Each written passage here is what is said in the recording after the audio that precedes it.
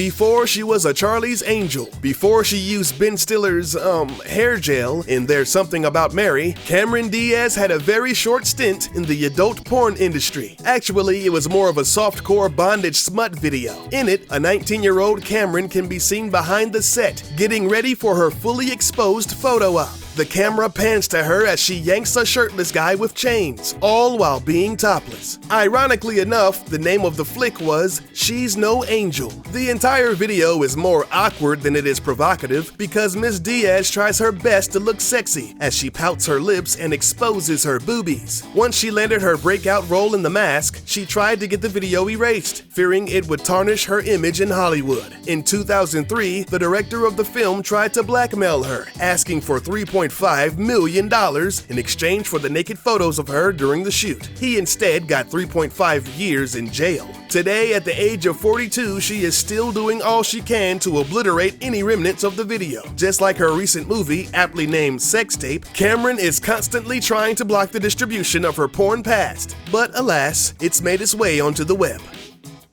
The Governator himself led an out-of-control lifestyle in his 20s. He once participated in a wild sex orgy in a Venice Beach Gold's Gym. He was also filmed smoking marijuana at a Lou Ferrigno birthday bash. And on top of all that, Arnold Schwarzenegger posed nude for adult magazines. In 1977, he sat down for an interview alongside a 22-page nude photo spread for the gay magazine After Dark. Yes, I said Arnie posed fully nude for gay magazines. That same year, in another interview for the hardcore porn magazine We, Arnold gives his candid account on the homosexual porn industry. He stated, "Gay people are fighting the same kind of stereotyping that bodybuilders are. People have certain misconceptions about them just as they do us. Well, I have absolutely no hangups about the fag business." This statement is pretty ironic considering as while governor of California, he twice vetoed bills that sought to legalize gay marriage. But in his youth, Arnold had no problem peacocking himself around for homoerotic magazines and photographers.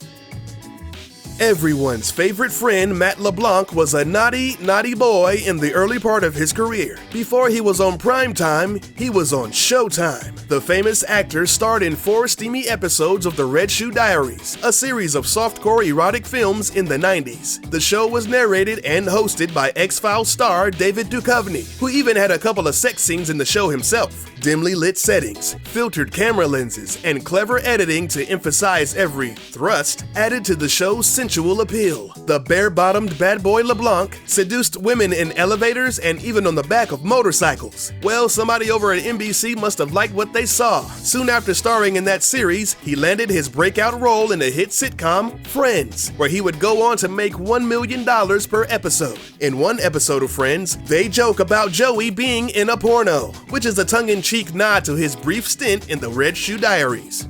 How you doing?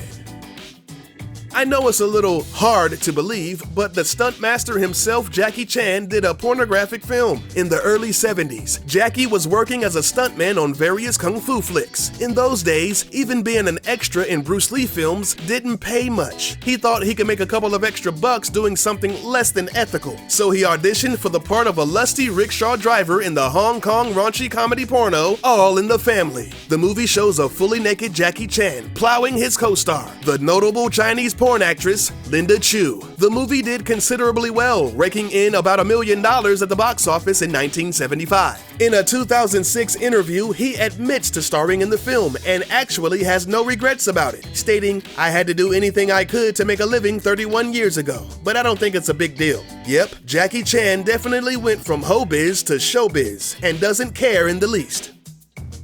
Before he became the machine gun-wielding Rambo, Sylvester Stallone had to make some very seedy decisions. The then 24-year-old actor was struggling to find work and would desperately do anything he could to make some quick cash. He agreed to star in the low-budget skin flick called Party at Kitty and Studs. Stallone hated the script, but he was sleeping at a bus station at the time and couldn't justify turning down work. In 1978, he told Playboy magazine that he was at the end of his rope, stating that it was either do the film or rob somebody. So So instead of becoming a purse snatcher, he whipped out his schlong and let somebody record him. For 2 days worth of thrusting, he earned himself a whopping $200. 6 years later, Stallone became one of the biggest stars on the planet, landing the starring role in Rocky. The guys behind Party at Kitty and Studs realized that this was the perfect opportunity to capitalize on the situation, so they re-released the movie as The Italian Stallion, which was also Rocky's nickname. I guess it's safe to say that Sylvester was a bad boy from the beginning. Now, if you'll excuse me, I have to go delete my browser history.